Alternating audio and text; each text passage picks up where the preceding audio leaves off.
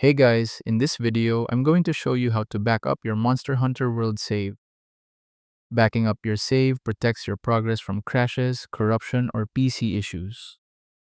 First, open Steam. Go to your library, then right-click Monster Hunter World. Select Manage, then browse local files.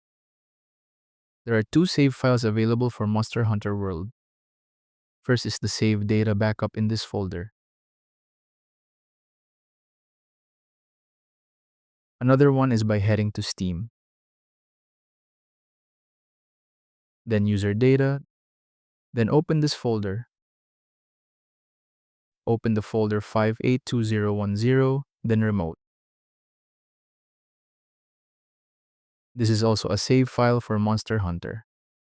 Copy the entire save data backup in remote folder and paste it somewhere safe, like an external drive or cloud storage. To restore a backup, replace the current remote folder with your backup copy. And that's how to backup Monster Hunter World save. Thank you so much for watching.